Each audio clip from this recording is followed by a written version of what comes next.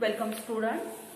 In previous lecture we have completed one type of reproduction, and that is the asexual reproduction, and today we will start with the next point, and that is sexual reproduction in animal.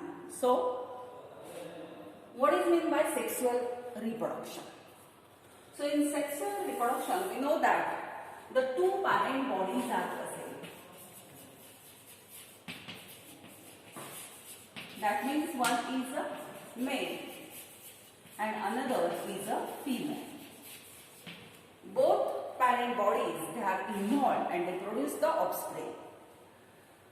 Now in sexual reproduction there is a production of gamete, means that male produce the male gamete which we know as a sperm, or simply there is a formation of gamete, and that gametes are formed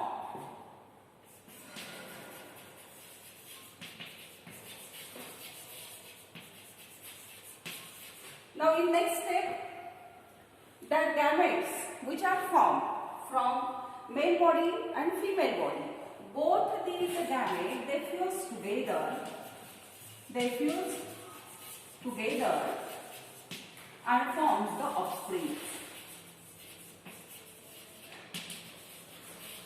and that is known as the amphimixis. That is known as amphimixis. Now, during formation of gametes, means when these two parent bodies they form the different gametes by a process, and that process is known as a meiosis. लक्षात येते का पहा. आधीच्या लेक्चरला आपण काय शिकलो तर asexual reproduction शिकलो, त्याचे काही टाइप शिकलो. आजच्या लेक्चरला आपल्याला काय पाहायचंय तर आजच्या लेक्चरला आपण पाहणार आहोत सेक्सुअल रिप्रोडक्शन. सेक्सुअल रिप्रोडक्शन म्हणजे काय तर त्याच्याबद्दल आताच तुम्हाला मी सांगितलं की two parent bodies, two different sexes they are involved and they produce the offspring. That is known as the sexual reproduction. Means in sexual reproduction there is a formation of gamete. Now both these gametes they are formed by the process known as meiosis. So meiosis is a type of cell division, and that is a reductional cell division in which the chromosome number is reduced to half. Clear? Now both these gametes they fuse together and forms a new offspring, and that fusion or the mixing of that gamete is known as a amphimixis. Amphi means both and mixis means to mix. So male gamete it fuses with the female gamete, means there is a combination of that male and female gamete. So it is known as a amphimixis. लक्षात येते का पहा, अवघड काही नाही त्याच्यामध्ये की sexual reproduction मध्ये दोन पॅरेंट बॉडी आहेत, दोघांनी दोन गॅमेट तयार केले. गॅमेट तयार करताना मेओसिस घडत असतं, लक्षात ठेवा, कारण ती रिडक्शनल सेल डिव्हिजन आहे. क्रोमोझोम नंबर पुढच्या प्रोजेनीत जर मेंटेन करायचे असेल तर गॅमेट काय करतात, रिड्यूस होतात क्रोमोझोम, आणि पुन्हा एकत्र येऊन तो डिप्लॉइड नंबर मेंटेन केला जातो. लक्षात घ्या. आता इथं काय सांगितलं मी की हे फ्यूज होतात आणि फ्यूज होऊन ऑफस्प्रिंग तयार होतात, आणि ही फ्यूज होऊन ऑफस्प्रिंग तयार होण्याची जी काही प्रोसेस आहे त्या प्रोसेसला आपण काय म्हणतो तर त्याला आपण एम्फीमिक्सिस असं म्हणतो. ठीक आहे. आता पुढचा पॉइंट पहा. Now the sexually reproducing animal they shows two types of phases. That sexually reproducing animal they shows two types of phases. Two types of phases. So first phase is known as a juvenile phase. So sexually reproducing animal they shows two types of phases. One is known as a juvenile phase, and another is known as a reproductive maturity phase. Second one is known as a reproductive maturity phase. So in juvenile phase there is a physical growth by birth or from the birth. Means physical growth is starting from the birth. So in this case, there is a physical growth. And that growth is from birth. Now, in this phase, these animals do not reproduce sexually. They do not reproduce sexually. Clear? Juvenile phase म्हणजे काय? तर की ज्या phase मध्ये फक्त physical growth होत असते आणि ही फिजिकल ग्रोथ कधीपासून स्टार्ट होते तर बर्थ झाल्यापासून स्टार्ट होते आणि ह्या फेज मध्ये जुवेनाइल फेज मध्ये तो ॲनिमल कधीही सेक्सुअली रिप्रोड्यूस करू शकत नाही. Now the reproductive maturity phase. This phase occur when the physical growth is over. So it occurs when physical growth is over.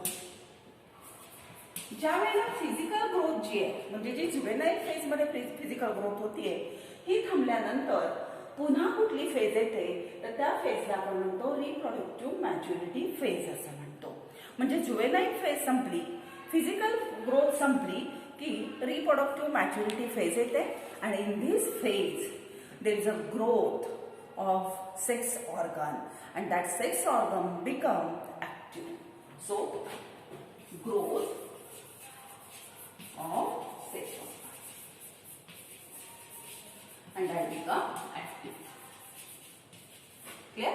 And in this phase that animals reproduce sexually. They reproduce sexually. Clear? पहा, juvenile phase मध्ये फक्त physical growth होते आणि ती birth पासून start होते. ह्याच्यामध्ये तो ॲनिमल सेक्सुअली रिप्रोड्यूस करू शकत नाही.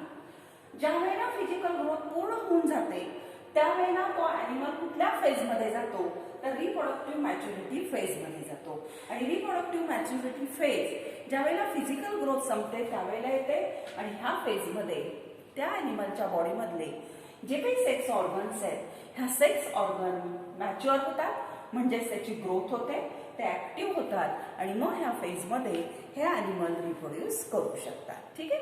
आता हे पहा की both these phases they are of variable duration in a different animal. ह्याचं फिक्स ड्युरेशन आपल्याला सांगता येत नाही. Both these phases are of variable duration in different animal. वेगवेगळे ॲनिमल जर तुम्ही घेतले आणि ह्या प्रत्येक फेजचं जर तुम्ही ड्युरेशन पाहायचं म्हटलं तर ते प्रत्येक ॲनिमल मध्ये कसं असतं डिफरंट असतं. ठीक आहे. मग दोनच पॉइंट आपण इथे आता कंप्लीट केले.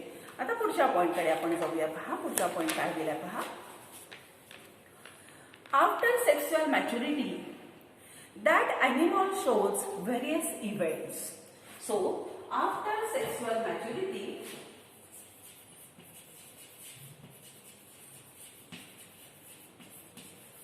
animal shows various events. And what are that events? So the first event is pre-fertilization, second is fertilization, and third is post-fertilization. Pre-fertilization event, second event is a fertilization event, and third one is post fertilization event. Sexual maturity आल्यानंतर हे जे काही animals आहेत हे वेगवेगळ्या प्रकारचे event दाखवतात. मग ते कुठले इव्हेंट आहेत तर त्याच्यामध्ये पहिला इव्हेंट आपण पाहतोय प्री फर्टिलायझेशन म्हणजे फर्टिलायझेशनच्या आधी, नंतरचा आहे फर्टिलायझेशन आणि तिसरा आहे पोस्ट फर्टिलायझेशन म्हणजे फर्टिलायझेशन नंतर. मग प्री फर्टिलायझेशन म्हणजे काय? In case of pre fertilization there is a gametogenesis and gamete transfer.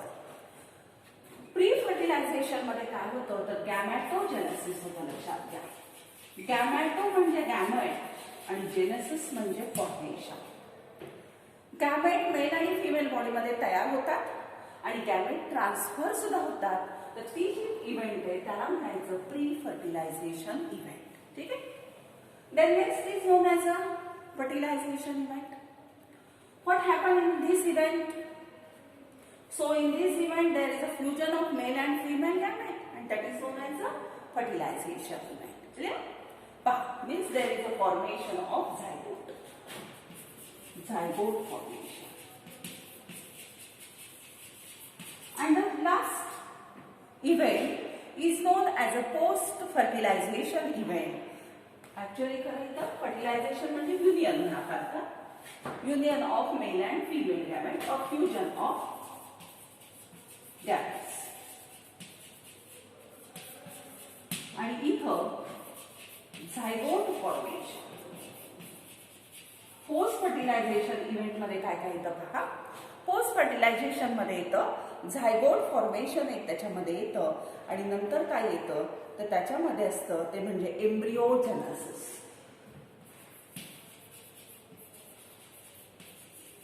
लक्षात येते का पहा. 3 फेजेस आहेत. सेक्सुअल मॅच्युरिटी आल्यानंतरच्या 3 फेजेस. प्री फर्टिलायझेशन, फर्टिलायझेशन आणि पोस्ट फर्टिलायझेशन. प्री फर्टिलायझेशन म्हणजे काय तर गॅमेटोजेनेसिस. मेल आणि फिमेलची बॉडी ह्या फेजमध्ये ह्या इव्हेंटमध्ये गॅमेट तयार करते, गॅमेट ट्रान्सफर करते. ह्याला म्हणतात प्री फर्टिलायझेशन. तयारी त्याची फर्टिलायझेशनच्या आधीची. नंतर फर्टिलायझेशन होतं म्हणजे मेल आणि फिमेल गॅमेट युनाइट होतात. फ्युजन ऑफ मेल आणि फिमेल गॅमेट आहे त्याला फर्टिलायझेशन म्हणतात. आणि पोस्ट फर्टिलायझेशन म्हणजे काय तर गॅमेट फ्यूज झाल्यानंतर झायगोट तयार होणं, डिप्लॉइड सेल तयार होणं आणि मग एम्ब्रिओजेनेसिस होणं. एम्ब्रिओ तयार होणं, जेनेसिस म्हणजे फॉर्मेशन. तर ती डिप्लॉइड सेल पुन्हा तुम्हाला माहिती आहे की डिवाइड आणि रिडिवाइड होऊन तिच्यापासून काय तयार होत असतो एम्ब्रिओ तयार होतो. तर ते एम्ब्रिओजेनेसिस ते कशात येतं तर ते येतं ह्या पोस्ट फर्टिलायझेशन मध्ये. आता पुढचा पॉइंट काय पहा. हे जे सेक्सुअली रिप्रोड्युसिंग ऑर्गॅनिझम्स आहेत दे shows different types of breeding patterns. So the next point is breeding patterns. So there are 2 types of breeding patterns. One is known as a seasonal breeding pattern.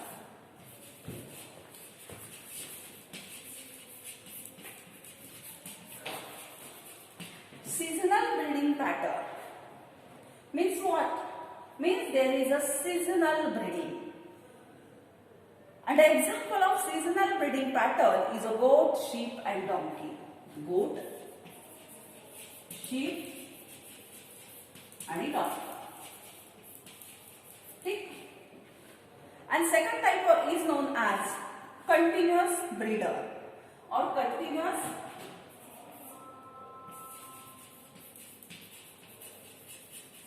breeder.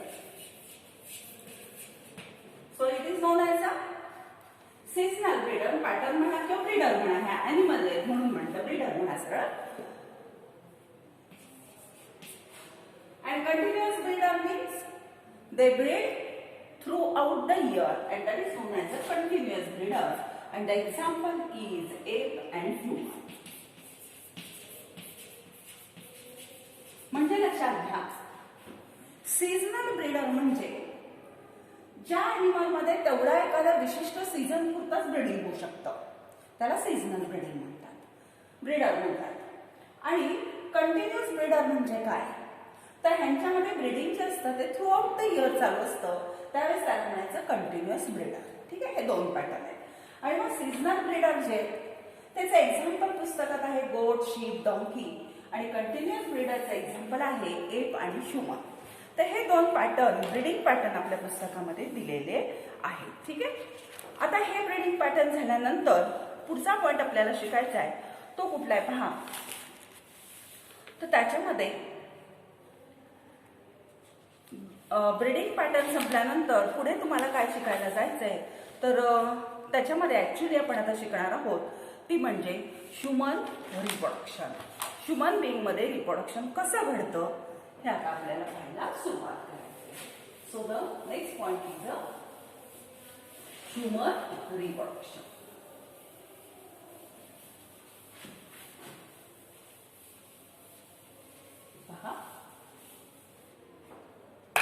Next point is the human reproduction.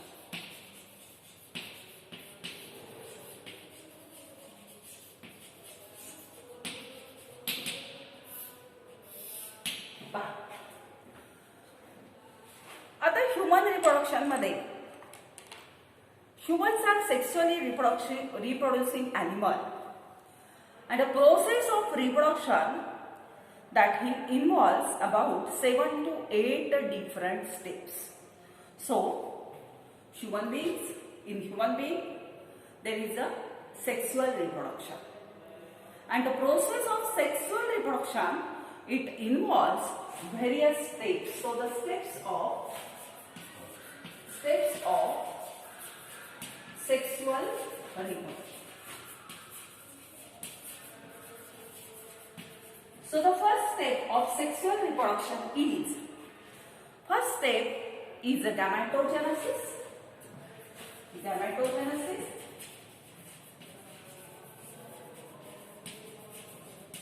Second step, insemination. First is the gametogenesis. Second is known as the insemination. Third is the internal fertilization.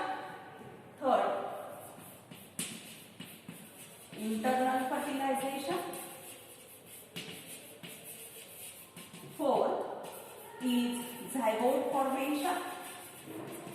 Fourth one is known as what? Zygote formation. Then the next is known as the embryogenesis.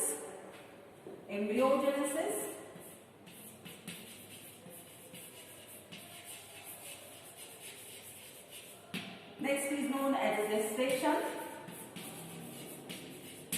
and last one is known as a parturition.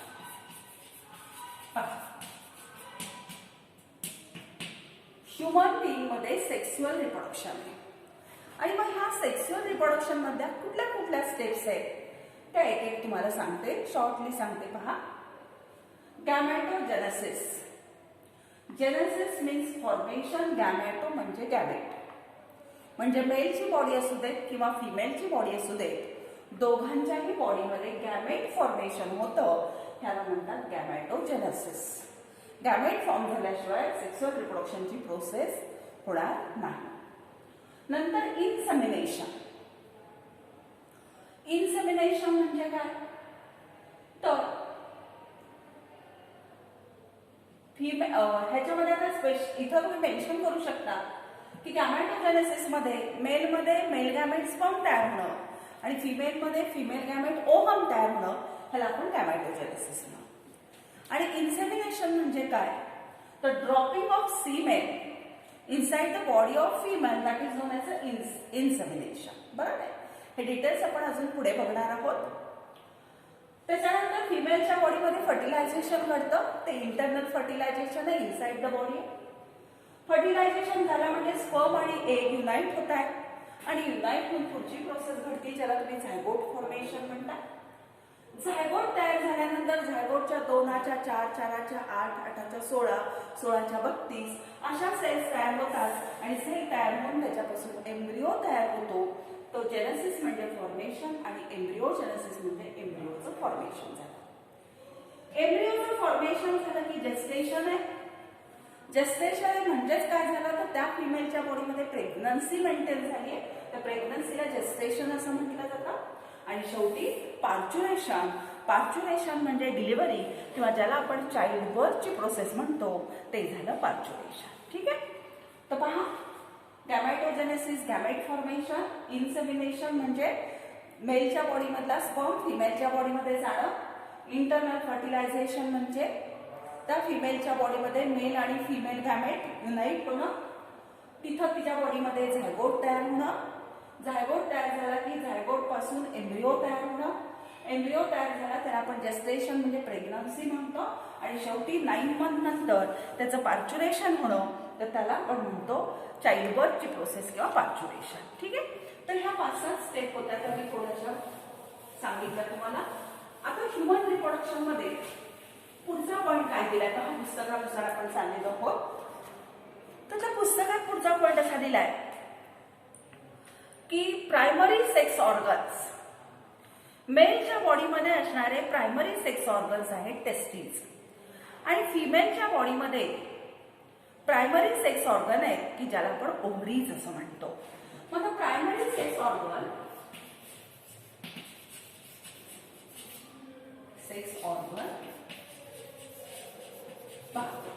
आता primary sex organ मेलच्या बॉडीमध्ये मी काय सांगितलं, टेस्टिसला म्हणायचं primary sex organ. Testis काय तयार करतात, mail gamete तयार करतात. फिमेलच्या बॉडीमध्ये प्रायमरी सेक्स ऑर्गन कोण झाला, ओव्हरी. आणि ओव्हरी काय तयार करतात, तर ओव्हरी एग तयार करतात किंवा त्या काय तयार करतात, ओव्हा तयार करतात. ठीक आहे. मग आता पहा, the organs, that is the testes and ovary, they are known as a primary sex organ, and the remaining organs of a reproductive system, they are known as a secondary sex organ. हे नीट लक्षात ठेवा. Primary sex organs म्हणजे काय, तर फिमेलच्या बॉडीमध्ये ovary आणि मेलच्या बॉडीमध्ये टेस्टिसला म्हणायचं प्रायमरी सेक्स ऑर्गन. आणि सेकंडरी सेक्स ऑर्गन म्हणजे काय, तर हे टेस्टिस आणि ओव्हरी सोडून रिप्रोडक्टिव्ह सिस्टीमचे खूप ऑर्गन्स आहेत. मेलमध्ये जर तुम्ही घेतलं तर त्याच्यामध्ये डक्ट सिस्टीम येते, त्याच्यामध्ये वेगवेगळ्या ग्लँड्स येतात, त्याच्यामध्ये स्क्रॉटम येतं, त्याच्यामध्ये पेनिस, खूप सारे ऑर्गन्स येतात. हे सगळे कोण झाले, सेकंडरी सेक्स ऑर्गन्स आहेत. आणि फिमेलच्या बॉडीमध्ये सुद्धा तिच्यामध्ये ओव्हरी सोडून ओव्हिडक्ट असेल, युटेरस असेल, व्हजायना असेल, तर हे सगळे वेगवेगळे त्याच्यामध्ये वेगवेगळ्या ग्लँड्स असतील, तर ह्या सगळ्या त्याच्यात येतात सेकंडरी सेक्स ऑर्गन. मग इथे एकच लक्षात ठेवायचं, प्रायमरी सेक्स ऑर्गन म्हणजे काय, तर प्रायमरी सेक्स ऑर्गन म्हणजे मेलमध्ये टेस्टिस, फिमेलमध्ये ओव्हरी. आणि सेकंडरी सेक्स ऑर्गन्स म्हणजे काय, तर रिप्रोडक्टिव्ह सिस्टीमचे ओव्हरी आणि टेस्टिस सोडून उरलेले जे काही ऑर्गन्स असतील त्या सगळ्यांना म्हणायचं सेकंडरी सेक्स ऑर्गन म्हणायचं. ठीक आहे. आता पुढचा पॉईंट पहा. Externally male and females are differentiated by certain specific character. तुम्ही एक्सटर्नली पाहून तो मेल आहे का तो फिमेल आहे हे तुम्ही सांगू शकता. So externally male and female, they are differentiated by specific characters, and that characters are known as a secondary sexual characters. So secondary sexual characters,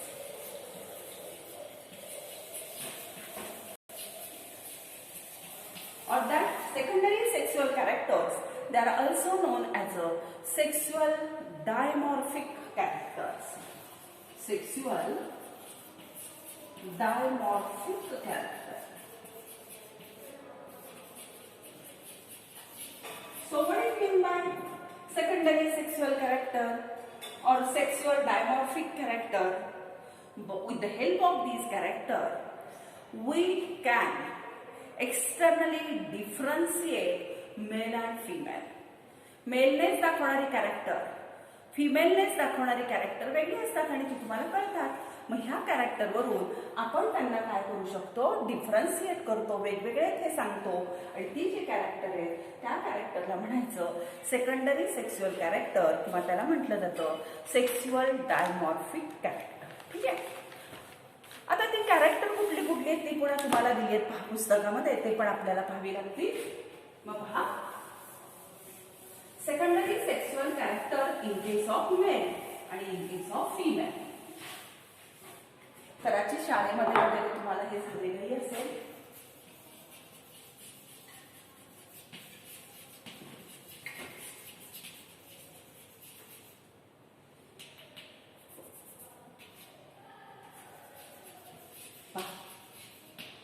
आता आपण पहिल्यांदा मेल म्हणतो. In case of male, so secondary sexual character present in case of male, presence of beard and mustache. So first is the presence of beard and mustache.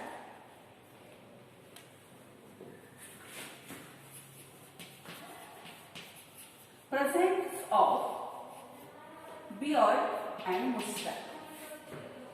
Then the second is hairs on the chest, muscular body.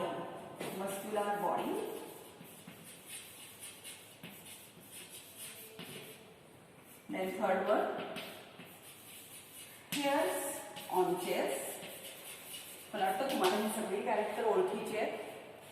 Enlarged larynx.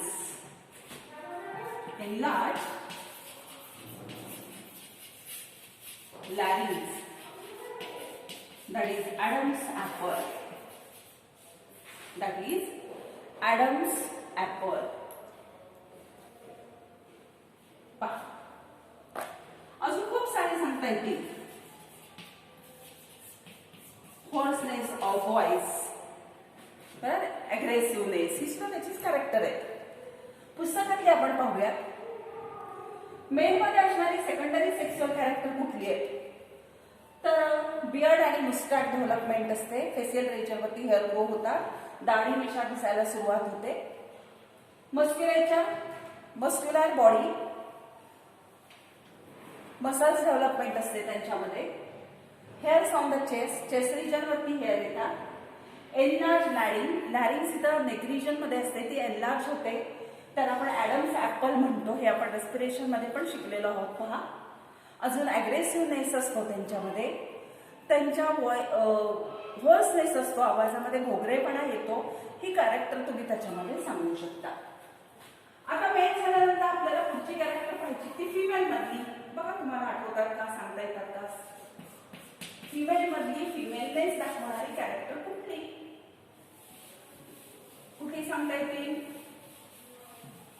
So फिमेलनेस दाखवणारं character पहिलं म्हणजे development of breast, then broader pelvis, breast develop होते. Then next is a broader pelvis.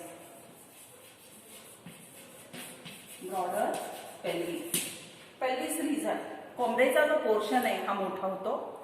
High pitch voice,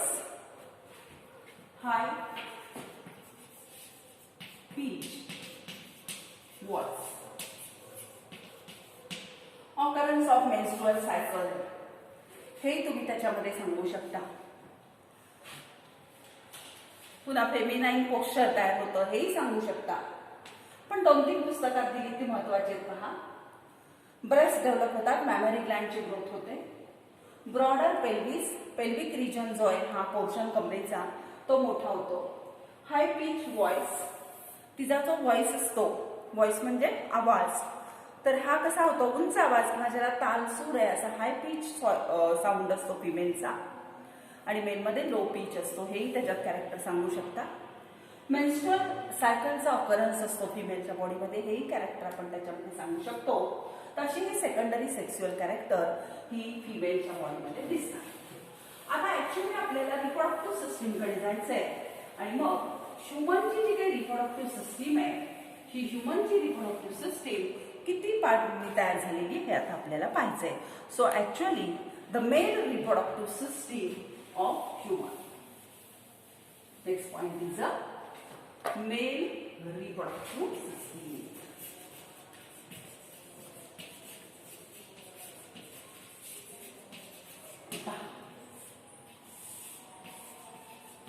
So total male reproductive system of human being, it is divided into the 4 parts. So first part is known as a primary sex organ. First is known as what? Primary sex organ. Second one is known as the accessory duct.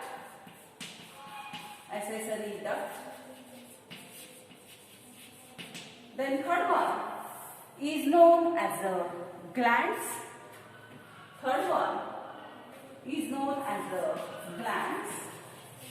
And fourth is known as the external genitalia. पहा, total system ह्या 4 part मधून आपल्याला शिकायचे. Primary sex organ अर्थात हा mail आहे म्हणल्यावर तुम्हाला आता शिकवलं त्या असतील टेस्टिस.